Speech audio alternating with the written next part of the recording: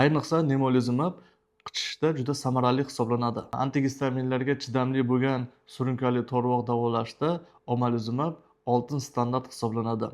1975-yilga kelib esa monoklonal antisellar sintezlanish texnologiyasi ishlab chiqildi.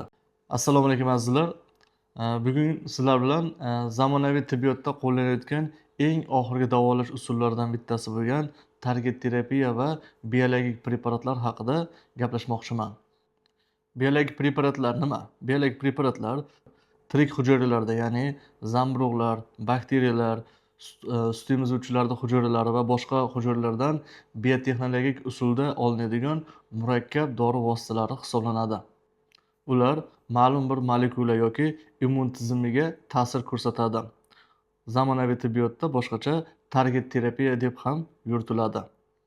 Oddiy kimyoviy preparatlardan farqli ravishda biologik preparatlar oqsil tabiatli bo'lib, antitanalar, retseptorlar, sitokinlar va shunga o'xshagan moddalarni o'z ichiga oladi. Biologik preparatlar tarixi 1922-yilda insulinni klinik amaliyotga qo'llanishidan boshlangan. Insulin birinchi biologik preparatlardan biri bo'lib hisoblanadi. 1975-yilga kelib esa monoklonal antisellar sintezlanish texnologiyasi ishlab chiqildi. 1986-yilda esa xuddi shu monoklonal antisellar klinik amaliyotga qo'llanila boshlandi.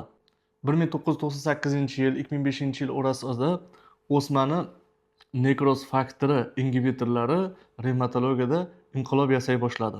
2003-yilga kelib esa allergologiyada anti-immunoglobulin E terapiyasi, ya'ni omalizumab qo'llanila boshlandi. Keyingi yillarga kelib interleykin 4, interleykin 5, interleykin 13 va boshqa sitokinlarga qarshi maxsus oqsillar, maxsus biologik preparatlar klinik amaliyotga kiritila boshlandi. Biologik preparatlarni ta'sir mexanizmi turlicha.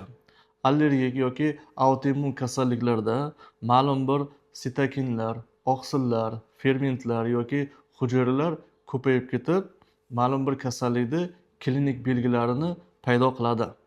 Biologik preparatlar esa yuqoridagi moddalarni, oqsillarni, hujayralarni bloklaydi yoki retseptorlariga ta'sir ko'rsatadi. Buning natijasida kasallikning kechuvi to'xtaydi yoki sekinlashadi. Ya'ni biologik preparatlar kasallikni o'zi emas, kechayotgan immun mexanizmni bloklashga, to'xtatishga qaratilgan davolash usulidir. Biologik preparatlar meditsinada juda ko'p qo'llaniladi. Allergologiya, dermatologiya, pulmonologiya, revmatologiya, nefrologiya, nevrologiya, oftalmologiya, onkologiya va boshqa juda ko'plab meditsinani tibbiyot yo'nalishlarida keng qo'llaniladi.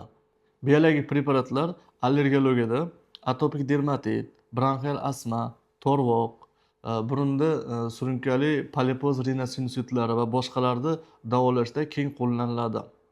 Atopik dermatitda dupilumab eng ko'p qo'llaniladigan biologik preparatdir. Bundan tashqari atopik dermatitda tralonikumab, lebrikizumab, nemolizumab ko'p qo'llaniladi.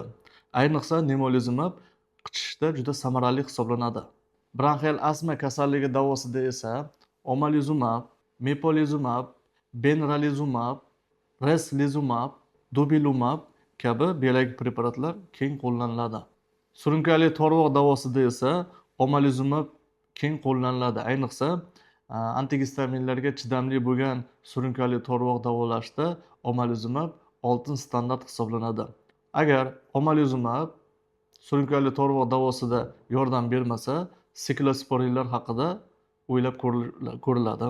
Surunkali polipoz rinosinusitllarda esa omalizumab, dupilumab, mepolizumab kabi biologik preparatlar keng qo'llaniladi.